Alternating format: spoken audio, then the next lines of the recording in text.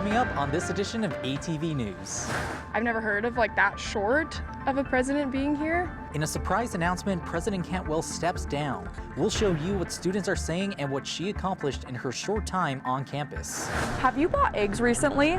I'll tell you why the prices have increased and what egg farms are doing to help.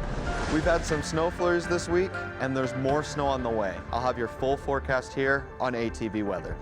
The Mountain West Championship is just 4 weeks away, and the Aggies are holding on to that #2 seed. I'll show you who's leading the team in hustle and scoring coming up. All that and more, this is ATV News. The campus of Utah State University in Logan, Utah. The Department of Journalism and Communication presents the award-winning newscast, ATV News. I do think it's a little kind of crazy in my opinion. It's kind of out of the blue. Utah State University needs a new president yet again after President Elizabeth Cantwell announced her resignation. Welcome to this edition of ATV News. I'm JT Miller. And I'm Isabella Irwin. President Cantwell announced she's stepping down to be the next president of Washington State University starting April 1st. Cantwell served as Utah State's president for 18 months. In a message to the Aggie community, Cantwell says there are few opportunities that could lure her away from the university. Washington State is that opportunity. Because of her family ties, her daughter just enrolled in their graduate program. We asked students what they thought about her leaving, and here's what they told us. I actually did not know that she was leaving, but that is kind of a bummer. That's sad. I've never heard of that short of a president being here, so it's a little bit weird to me. Given the history of this school, I wouldn't doubt that they'll find another president that is as good, if not better. I hope that whoever is the next person can solve the problems that remain as she leaves. During her time in office, she increased student scholarships, launched a $125 million campaign for athletics, and helped secure USU's membership in the Pac-12 conference.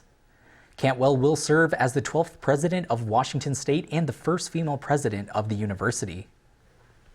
The U.S. Department of Agriculture reports egg prices are at a record high right now, and students here at Utah State have noticed. Kesley Kincaid joins us live at the marketplace in the Taggart Student Center after speaking with students and local farmers. Kesley? Yes, Isabella, I am here in the marketplace where students eat their meals, and many of their dishes have eggs. Some students say they are changing their diets due to the rising prices. When was the last time you bought eggs? Did the price make you stop and wonder if they're worth it?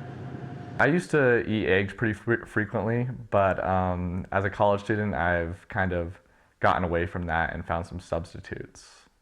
Egg prices are the highest they have ever been, according to the USDA Agricultural Service, with a dozen to almost $6. In 2022, a dozen was $2.86. It's a bummer to have no eggs. Prices will continue to experience changes throughout this year due to bird flu. More than 20 million egg-laying chickens died last quarter in the U.S., according to the CDC newsroom. Retail egg prices are expected to experience month-to-month changes throughout the year. The U.S. Department of Agriculture expects an increase up to 20.3%. Typically, I don't buy eggs on a regular basis, but I noticed that the prices have increased because I went to a restaurant and they had an upcharge on eggs. With the egg shortage, restaurants are charging more for eggs. On the other hand, farmers have turned to their own flock for help. One year or two ago, they were laying a lot of eggs, and I was trying to think of everything I could do to make stuff with eggs, and I was giving them to the neighbors. Egg prices are not expected to come down anytime soon. Prices will continue to experience changes throughout this year due to bird flu as well as influenza H5N1, says the CDC.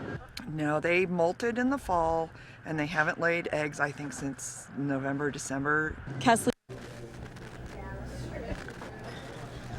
I reached out to the executive director here at Utah State Dining Services, and he says as of right now, they are not planning on raising prices of any of their dishes with eggs in them. Reporting live in the marketplace, Kesley Kincaid, ATV News. Thanks, Kesley. These prices are killing me. I've become a vegan not out of choice, but out of necessity. I mean, I'm still buying eggs, I don't care, but like I'm taking that L. Joining us at the desk right now is Isaac with ATV Weather. Isaac, what do you think about these new prices? You know, I'm not a fan of these prices, but I will say that the weather this week is looking to be excellent. This marketing contest is bringing high school students to campus. See how their artwork won them hundreds of dollars in prize money. It's looking really cloudy above the mountains, and as you can see, we got new snow over the weekend. The current temperature is 23 degrees.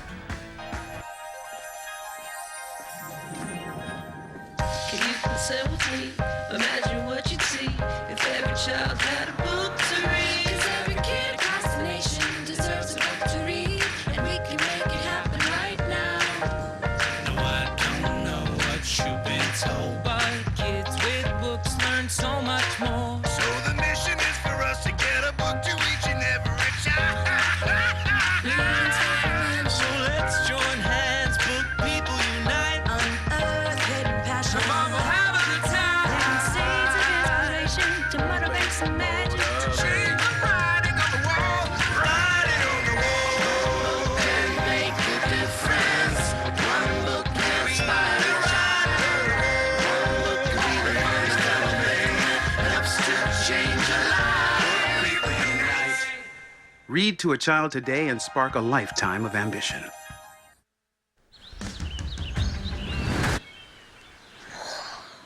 Oh, look, a redhead. Staring contest.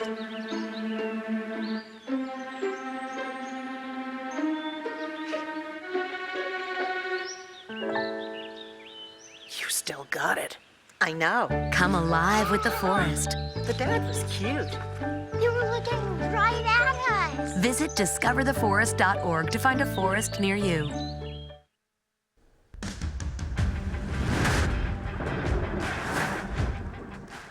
Hey, how are you? Hope you're doing well. I'm Isaac James Benson with ATV Weather. Let's get started with the national radar here. Now, if you look over in eastern United States, you can see there's a big system that's developed over here. And it's looking like at the top of that is mostly cloudy with a little bit of precipitation kind of blading through the middle there. And the bottom of the system is mostly just going to be precipitation. Now, if we look in central United States, you can see that on the top of Texas, northern Texas here, you can see there's a little bit of cloud coverage. And then in the western United States, kind of just grazing through the coastline here, you can see a little bit of cloud coverage. Now, let's go over to the Utah radar, shall we? Beautiful. Look at that. Now, as you can see, there's very minimal cloud coverage here in Utah, but if you look at the very top here in Logan where we are, there's a little bit, and you can see there's a tiny bit of green there. That's those snow flurries that we've been seeing.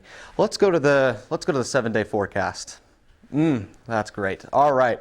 On Wednesday, which is today, it's the coldest day we're going to have this week, and then on Thursday and Friday, those temperatures are going to rise up, and we're going to get a little bit of snow potentially with a 55 to 60% chance there. Now on Saturday, those temperatures are going to drop a little bit more with a high of 31 and a low of 21 degrees. And now if we look at Sunday through Monday, those temperatures are just going to continue to rise, starting at 35 degrees and ending at 38. That's all for me at the weather. I sure had a blast. I hope you did too. Back to you guys on the desk. Thanks, Isaac. A clean air marketing contest brought high school students from all across the state to campus, competing for hundreds of dollars while also learning about clean air. This contest hopes to teach youth about air quality issues and how idling cars impacts winter pollution. Students submit creative posters encouraging clean air. The artwork and award ceremony was held at the Nora Eccles Harrison Museum of Art. Utah State Professor Edwin Stafford, the co-founder of the competition, believes creative contests sparks the fun of learning. The art is fantastic. This year it keeps getting better and more provocative. Out of more than 1,000 entries, the top 20 submissions received cash rewards up to $300. 12 out of the 20 winners came from Cache Valley. To celebrate the contest's 10th anniversary, past winners will be displayed at the NEMA through the end of February.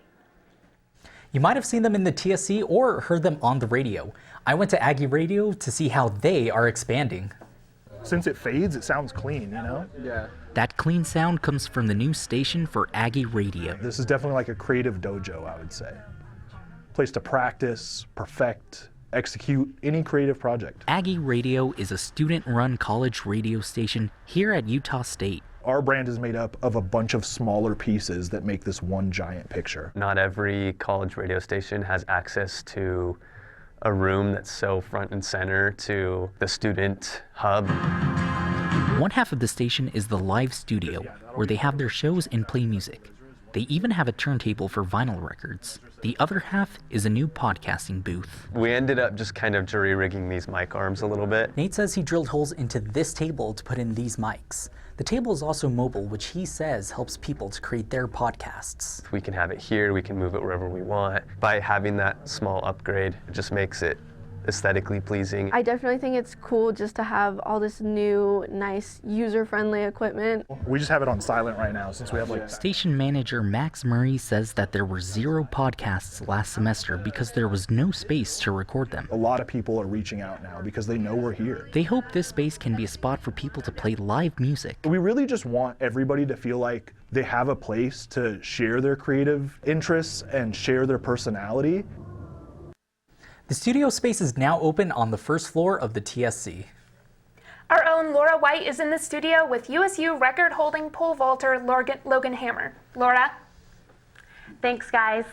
We're here with Logan Hammer, Utah State's pole vaulter, who's broken 3 records so far. We'll get back to those records in a second. So, Logan, I want to know, how did you get into pole vaulting? Getting into pole vaulting, I kind of got it. My mom forced me to do track my freshman year of high school, and I ran distance for a little bit, and I ran past the pole vaulters every day jumping. And as the season went on, I watched them jump, and I thought it was really cool, so I asked if I could try it. And the coach let me try it, and I ended up getting back into it the next year and going full time with it. And that's kind of the way that I got into pole vault. I just watched them jump, and I thought it was really fun. I know that you made it to the Olympic trials for Paris. Can you tell me what it was like to prepare to get there, and once you got there, like everything you were going through, what your mind was going through? Can you take me through it? So at the beginning of the season, we have a goal meeting with my coach, and we kind of talk about our goals for that year and what we want to do, what we want to become, like whether we want to try and attempt heights and different things. And at that meeting, I told my coach that I wanted to make it to the USA Championships. I knew it was going to be the Olympic trials. I just didn't want to kind of seem too ambitious. And he said, "You mean the Olympic trials?" And I said, "Yeah."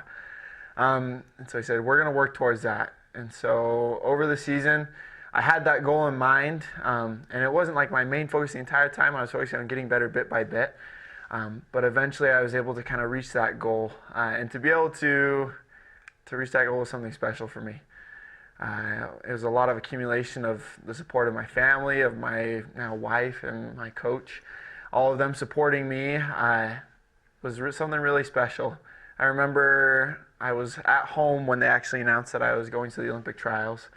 And I remember being with my parents and hearing the news that I got in and that everything was super exciting. I think we cheered for a little bit, and then we went out and we celebrated, and I got to call my fiance at the time and called her and talked to her about that. Being there is something surreal. It was something that I had looked forward to for a long time, I guess. You know, you always, when you're growing up and you're doing something that you love, you always look up to people. You get to look up to heroes and different things, and to be able to go and compete alongside with my heroes, with people that I had tried to essentially model my jumps after, to be able to compete against them was something really special. It was a little bit nerve-wracking because I was kind of the new guy there, but it was something really cool, and I've learned a lot from that experience and how to carry myself, as well as understand that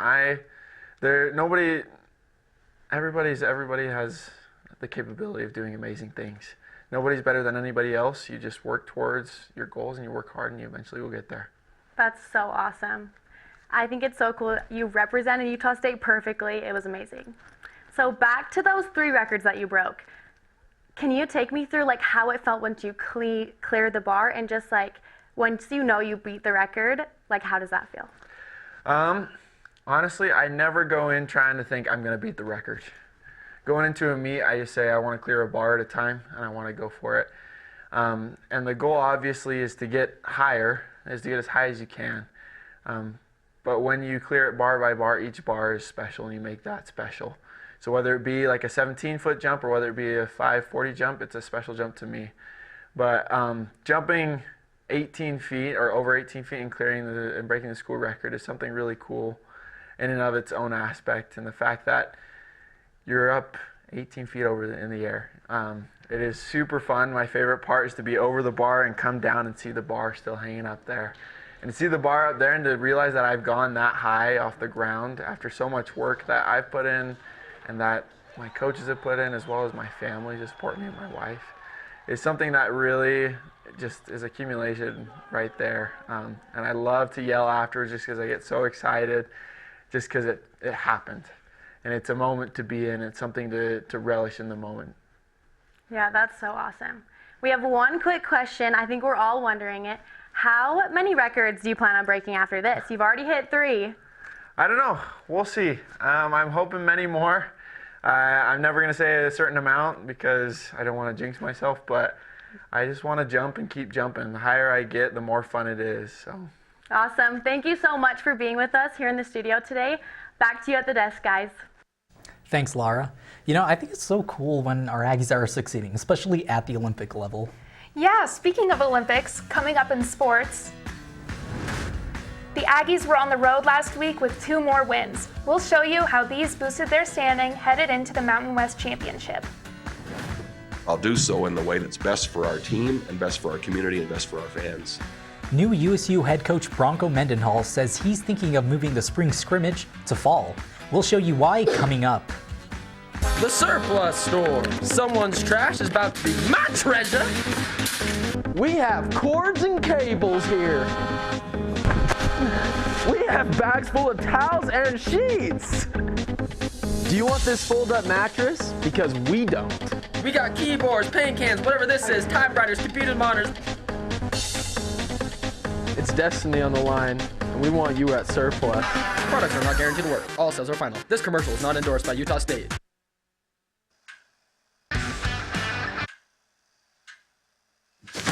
Awkward. I'm the awkward silence. You try to avoid me, then there I am again. But an awkward silence can be a great thing. Like Kelly here is about to demonstrate. You haven't really been yourself lately. Are you okay? Find out how you can help a friend with their mental health at seizetheawkward.org. Baskets like these ones help the Aggies push Fresno State into overtime. Welcome back to ATV Sports. I'm Kelly Winter.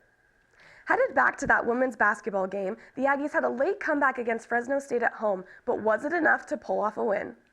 Utah State started the game off strong with this block by guard Talia Logwood. Aggie guard Carla Lotta cleans it up and takes it down the court to connect to Logwood for the layup. Cheyenne Stubbs with the assist to guard Danae Skelton, who drains it from behind the arc, but Fresno State answers back with one of their own. Both teams fought to take control of the game, but threes like this one from Elohim put Fresno in the lead. The Aggies worked the ball around the arc, and then a 3 from freshman Elsie Livingston helped the Aggies close the gap again. After drawing a foul and hitting all 3 free throws, the Aggies pushed Fresno State into overtime. Fresno took an early lead, but another 3 from Lotta brought the Aggies within 3 points with 28 seconds left. The clock ran out, and Fresno State took the win. Final score, Fresno State 81, Utah State 73. The Aggies are ranked last in conference and have a 1-10 record. Their next game will be against San Diego State on Saturday. Men's basketball hit the road last week with 2 away games. The Aggies had a comeback after trailing behind Wyoming to take the first win of the week. Then they took on Fresno State for another road win. The Aggies had a big first half against Fresno State and connected on 12 of their first 17 shots, like this one from Abum Gadarazzi. Ian Martinez finds that corner 3. The 5th-year senior scored 30 points for the Aggies this game, making 10 of his 14 shots. A rebound from Drake Allen. The Aggies dominated rebounding, which helped them build and maintain a lead this game, and more help from Martinez with another corner 3. Drake Allen looking to connect and then makes a tough shot floating up over Fresno State. Allen scored 10 points for the Aggies this game and had 3 steals. A steal from Allen, who takes it down the court and an alley-oop to Gadarazzi for a dunk to finish the half.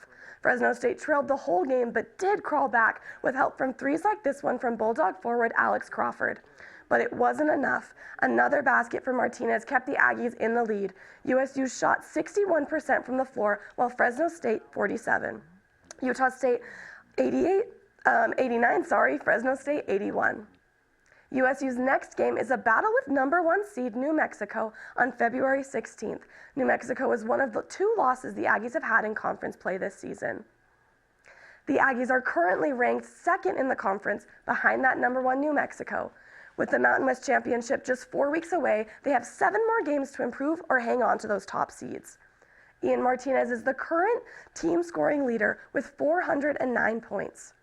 Another clutch Aggie is Mason Falslev, leading the team with 3 of the 4 hustle categories. So far, he has 150 rebounds, 90 assists, and 56 steals.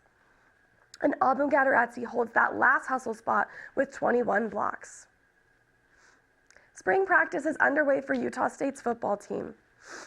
The spring signing window closed February 7th, and new head coach Bronco Mendenhall held a press conference talking about who he signed and how spring scrimmage might look a bit different. Tampering is widespread, and it is occurring. And so am I concerned about having an open scrimmage for opponents to show up or the national landscape to send personnel here to watch that and then simply buy our players? Certainly. Coach Mendenhall says he might move the scrimmage to fall when the roster is solidified. Softball season is here, and USU played 5 games this last week on the road. Their current record is 3-2. Sorry about that, super, it says 3-1, but the record is 3-2. And Aggie catcher and infielder Grace Medge was named the Mountain West Softball Player of the Week. The Aggies play next at Cal Baptist Classic this weekend. You're all up to date on Aggie sports. Back to you at the desk, JT. Thanks, Kelly.